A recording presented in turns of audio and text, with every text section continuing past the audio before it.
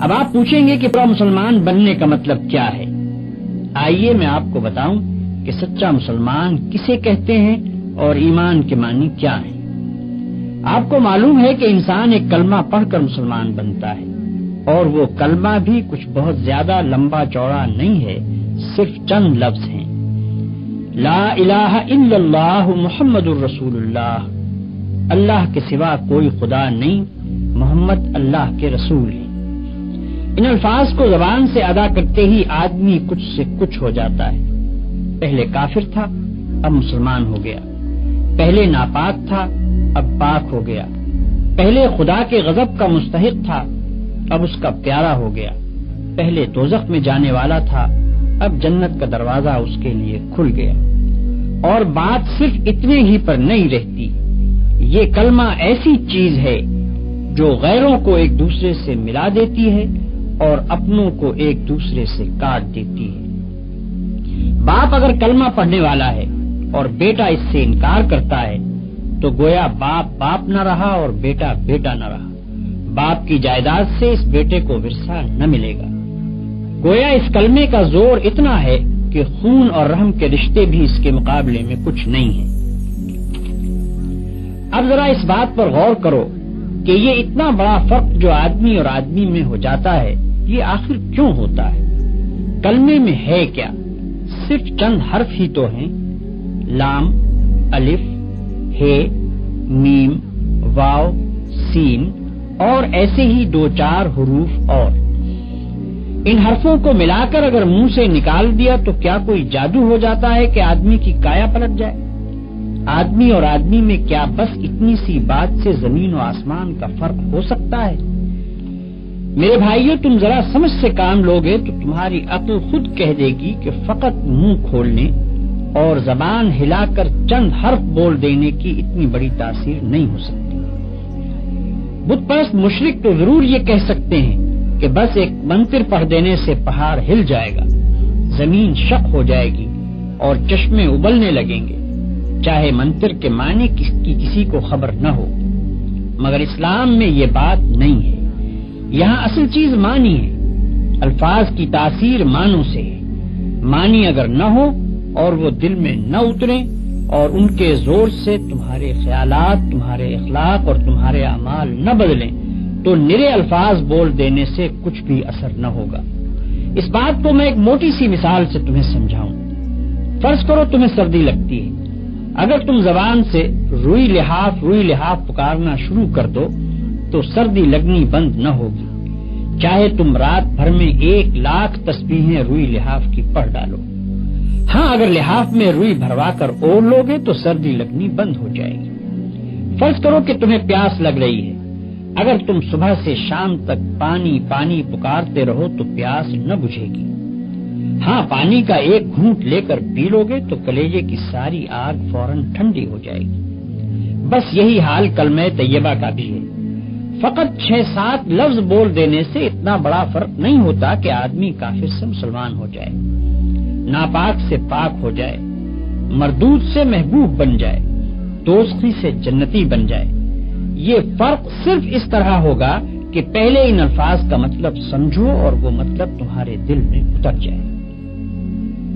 پھر تمہیں اچھی طرح یہ احساس ہو کہ تم اپنے خدا کے سامنے اور ساری دنیا کے سامنے کتنی بڑی بات کا اقرار کر رہے ہو، اور اس اقرار سے تمہارے اوپر کتنی بڑی ذمہ داری آ گئی ہے۔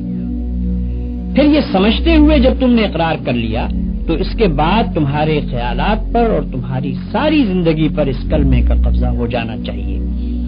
پھر تم کو اپنے دل و دماغ میں کسی ایسی بات کو جگہ نہ دینی چاہیے جو اس کلمے کے خلاف ہو۔ پھر تم کو ہمیشہ کے لیے بالکل فیصلہ کر لینا چاہیے کہ جو بات اس کلمے کے خلاف ہے وہ جھوٹی ہے اور یہ کلمہ سچا ہے۔ اس کلمے کا اقرار کرنے کے بعد تم کافروں کی طرح آزاد نہیں رہے کہ جو چاہو کرو، بلکہ اب تم پابند ہو اس بات کے کہ یہ کلمہ جو کہے اس کو کرنا پڑے گا اور جس سے وہ منع کرے اس کو چھوڑنا پڑے گا۔ اس طرح کلمہ پڑھنے سے آدمی مسلمان ہوتا ہے، اور اس طرح کلمہ پڑھنے کی وجہ سے آدمی اور آدمی میں اتنا بڑا فرق ہوتا ہے جس کا ذکر میں نے ابھی تم سے کیا۔ آؤ اب میں تمہیں بتاؤں کہ کلمے کا مطلب کیا ہے۔ کلمے کے معنی یہ ہیں کہ اللہ کے سوا کوئی اور خدا نہیں ہے اور حضرت محمد صلی اللہ علیہ وسلم اللہ کے رسول ہیں۔ کلمے میں الہ کا جو لفظ آیا ہے اس کے معنی خدا کے ہیں۔ خدا اس کو کہتے ہیں جو مالک ہو، حاکم ہو، خالق ہو، پالنے اور پوسنے والا ہو، دعاؤں کا سننے اور قبول کرنے والا ہو اور اس کا مستحق ہو کہ اس کی عبادت کی جائے۔ اب جو تم نے لا الہ الا اللہ کہا تو اس کے معنی یہ ہوئے کہ اول تو تم نے یہ اقرار کیا کہ یہ دنیا نہ تو بے خدا کے بنی ہے اور نہ ایسا ہی ہے کہ اس کے بہت سے خدا ہوں، بلکہ دراصل اس کا خدا ہے اور وہ خدا ایک ہی ہے اور اس ایک ذات کے سوا خدائی کسی کی نہیں ہے۔ دوسری بات جس کا تم نے کلمہ پڑھتے ہی اقرار کیا وہ یہ ہے کہ وہی ایک خدا تمہارے اور سارے جہان کا مالک ہے۔ تم اور تمہاری ہر چیز اور دنیا کی ہر شے اس کی ہے۔ خالق وہ ہے، رازق وہ ہے، موت اور زندگی اس کی طرف سے ہے، مصیبت اور راحت بھی اسی کی طرف سے ہے۔ جو کچھ کسی کو ملتا ہے اس کو دینے والا حقیقت میں وہ ہے اور جو کچھ کسی سے چھینا جاتا ہے اس کا چھیننے والا بھی حقیقت میں وہی ہے۔ ڈرنا چاہیے تو اس سے، مانگنا چاہیے تو اس سے، سر جھکانا چاہیے تو اس کے سامنے، عبادت اور بندگی کی جائے تو اس کی، اس کے سوا ہم کسی کے غلام اور بندے نہیں اور اس کے سوا کوئی ہمارا آقا اور حاکم نہیں۔ ہمارا اصلی فرض یہ ہے کہ اسی کا حکم مانیں اور اسی کے قانون کی پیروی کریں۔ یہ عہد و پیمان ہے جو لا الہ الا اللہ پڑھتے ہی تم اپنے خدا سے کرتے ہو اور ساری دنیا کو گواہ بنا کر کرتے ہو۔ اس کی خلاف ورزی کرو گے تو تمہاری زبان، تمہارے ہاتھ پاؤں، تمہارا رونگٹا رونگٹا اور زمین اور آسمان کا ایک ایک ذرہ جس کے سامنے تم نے جھوٹا اقرار کیا تمہارے خلاف خدا کی عدالت میں گواہی دے گا، اور تم ایسی بے بسی کے عالم میں وہاں کھڑے ہوگے کہ ایک بھی گواہ تم کو صفائی پیش کرنے کے لیے نہ ملے گا۔ دنیا کی پولیس سے تم اپنا جرم چھپا سکتے ہو، خدا کی پولیس سے نہیں چھپا سکتے۔ دنیا کی پولیس رشوت کھا سکتی ہے، خدا کی پولیس رشوت کھانے والی نہیں۔ دنیا کے گواہ جھوٹ بول سکتے ہیں، خدا کے گواہ بالکل سچے ہیں۔ دنیا کے حاکم بے انصافی کر سکتے ہیں، خدا ایسا حاکم نہیں جو بے انصافی کرے۔ پھر خدا جس جیل میں ڈالے گا اس سے بچ کر بھاگنے کی بھی کوئی صورت نہیں ہے۔ خدا کے ساتھ جھوٹا اقرار نامہ کرنا بہت بڑی بے وقوفی بلکہ سب سے بڑی بے وقوفی ہے۔ جب اقرار کرتے ہو تو خوب سوچ سمجھ کر کرو اور اس کو پورا کرو، ورنہ تم پر کوئی زبردستی نہیں ہے کہ خواہ مخواہ زبانی ہی اقرار کر لو، کیونکہ خالی خولی زبانی اقرار محض بیکار ہے۔ لا الہ الا اللہ کہنے کے بعد تم محمد رسول اللہ کہتے ہو، اس کے معنی یہ ہے کہ تم نے یہ تسلیم کر لیا کہ محمد صلی اللہ علیہ وسلم ہی وہ پیغمبر ہیں جن کے ذریعے سے خدا نے اپنا قانون تمہارے پاس بھیجا ہے۔ خدا کو اپنا آقا اور شہنشاہ مان لینے کے بعد یہ معلوم ہونا ضروری تھا کہ اس شہنشاہ کے احکام کیا ہیں۔ ہم کون سے کام کریں جن سے وہ خوش ہوتا ہے اور کون سے کام نہ کریں جن سے وہ ناراض ہوتا ہے، کس قانون پر چلنے سے وہ ہم کو بخشے گا اور اس کی خلاف ورزی کرنے پر وہ ہم کو سزا دے گا۔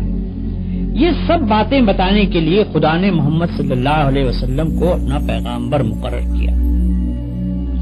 آپ صلی اللہ علیہ وسلم کے ذریعے سے اپنی کتاب ہمارے پاس بھیجی اور آپ نے خدا کے حکم کے مطابق زندگی بسر کر کے ہم کو بتا دیا کہ مسلمانوں کو اس طرح زندگی بسر کرنی چاہیے۔ بس جب تم نے محمد رسول اللہ کہا تو گویا اقرار کر لیا کہ جو قانون اور جو طریقہ حضور صلی اللہ علیہ وسلم نے بتایا ہے تم اسی کی پیروی کرو گے، اور جو قانون اس کے خلاف ہے اس پر لعنت بھیجو گے۔ یہ اقرار کرنے کے بعد اگر تم نے حضور صلی اللہ علیہ وسلم کے لائے ہوئے قانون کو چھوڑ دیا اور دنیا کے قانون کو مانتے رہے تو تم سے بڑھ کر جھوٹا اور بے ایمان کوئی نہ ہوگا، کیونکہ تم یہی اقرار کر کے تو اسلام میں داخل ہوئے تھے کہ محمد صلی اللہ علیہ وسلم کا لایا ہوا قانون حق ہے اور اسی کی تم پیروی کرو گے۔ اسی اقرار کی بدولت تو تم مسلمانوں کے بھائی بنے، اسی کی بدولت تم نے باپ سے ورثہ پایا، اسی کی بدولت ایک مسلمان عورت سے تمہارا نکاح ہوا، اسی کی بدولت تمہاری اولاد تمہاری جائز اولاد بنی۔ اور اگر ان سب کے باوجود تم نے اپنا اقرار توڑ دیا تو اس سے بڑھ کر دنیا میں کون سی بے ایمانی ہو سکتی ہے؟ اگر تم لا الہ الا اللہ محمد الرسول اللہ کے معنی جانتے ہو اور جان بوجھ کر اس کا اقرار کرتے ہو تو تم کو ہر حال میں خدا کے قانون کی پیروی کرنی چاہیے، خواہ اس کی پیروی پر مجبور کرنے والی کوئی پولیس اور عدالت اس دنیا میں نظر نہ آتی۔ جو شخص یہ سمجھتا ہے کہ خدا کی پولیس اور فوج اور عدالت اور جیل کہیں موجود نہیں ہے، اس لیے اس کے قانون کو توڑنا آسان ہے، اور گورنمنٹ کی پولیس، فوج، عدالت اور جیل موجود ہے اس لیے اس کے قانون کو توڑنا مشکل ہے، ایسے شخص کے متعلق میں صاف کہتا ہوں کہ وہ لا الہ الا اللہ محمد الرسول اللہ کا جھوٹا اقرار کرتا ہے، اپنے خدا کو، ساری دنیا کو، تمام مسلمانوں کو اور خود اپنے نفس کو دھوکہ دیتا ہے۔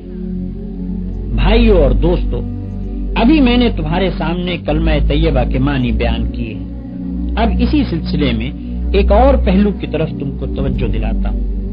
تم اقرار کرتے ہو کہ اللہ تمہارا اور ہر چیز کا مالک ہے، اس کے کیا معنی ہے؟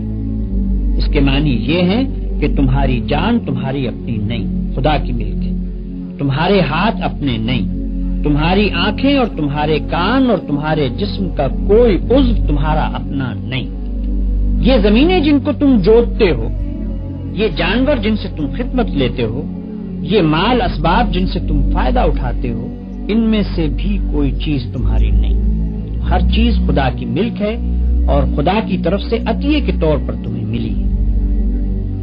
اس بات کا اقرار کرنے کے بعد تمہیں یہ کہنے کا کیا حق ہے کہ جان میری ہے، جسم میرا ہے، مال میرا ہے اور فلاں چیز میری ہے؟ دوسرے کو مالک کہنا اور پھر اس کی چیز کو اپنی قرار دینا بالکل ایک لغو بات ہے۔ اگر در حقیقت یہ بات سچے دل سے مانتے ہو کہ ان سب چیزوں کا مالک خدا ہی ہے تو اس سے دو باتیں خود بخود تم پر لازم ہو جاتی ہیں۔ ایک یہ کہ جب مالک خدا ہے اور اس نے اپنی ملکیت امانت کے طور پر تمہارے حوالے کی ہے تو جس طرح مالک کہتا ہے اسی طرح ان چیزوں سے کام لینا چاہیے۔ اس کی مرضی کے خلاف ان سے کام لیتے ہو تو دھوکہ بازی کرتے ہو، تم اپنے ان ہاتھوں اور پاؤں کو بھی اس کی پسند کے خلاف ہلانے کا حق نہیں رکھتے، تم ان آنکھوں سے بھی اس کی مرضی کے خلاف دیکھنے کا کام نہیں لے سکتے، تم کو اس پیٹ میں بھی کوئی ایسی چیز ڈالنے کا حق نہیں ہے جو اس کی مرضی کے خلاف ہو، تمہیں ان زمینوں اور ان جائیدادوں پر بھی مالک کے منشا کے خلاف کوئی حق حاصل نہیں ہے۔ تمہاری بیویاں جن کو تم اپنی کہتے ہو اور تمہاری اولاد جن کو تم اپنی کہتے ہو، یہ بھی صرف اس لیے تمہاری ہیں کہ تمہارے مالک کی دی ہوئی ہے، لہذا تم کو ان سے بھی اپنی خواہش کے مطابق نہیں بلکہ مالک کے حکم کے مطابق ہی برتاؤ کرنا چاہیے۔ اگر اس کے خلاف کرو گے تو تمہاری حیثیت غاصب کی ہوگی، جس طرح دوسرے کی زمین پر قبضہ کرنے والے کو تم کہتے ہو کہ وہ بے ایمان ہے، اسی طرح اگر خدا کی دی ہوئی چیزوں کو تم اپنا سمجھ کر اپنی مرضی کے مطابق استعمال کرو گے یا خدا کے سوا کسی اور کی مرضی کے مطابق ان سے کام لوگے تو وہی بے ایمانی کا الزام تم پر بھی آئے گا۔ اگر مالک کی مرضی کے مطابق کام کرنے میں کوئی نقصان ہوتا ہے تو ہوا کرے، جان جاتی ہے تو جائے، ہاتھ پاؤں ٹوٹتے ہیں تو ٹوٹیں، اولاد کا نقصان ہوتا ہے تو ہو، مال و جائیداد برباد ہو تو ہوا کرے، تمہیں کیوں غم ہو؟ جس کی چیز ہے وہی اگر نقصان پسند کرتا ہو تو اس کو حق ہے۔ ہاں، اگر مالک کی مرضی کے خلاف تم کام کرو اور اس میں کسی چیز کا نقصان ہو تو بلا شبہ تم مجرم ہوگے، کیونکہ دوسرے کے مال کو تم نے خراب کیا۔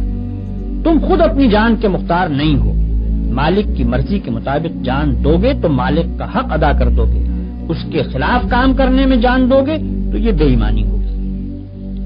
دوسری بات یہ ہے کہ مالک نے جو چیز تمہیں دی ہے اس کو اگر تم مالک ہی کے کام میں صرف کرتے ہو تو کسی پر احسان نہیں کرتے، نہ مالک پر احسان ہے نہ کسی اور پر۔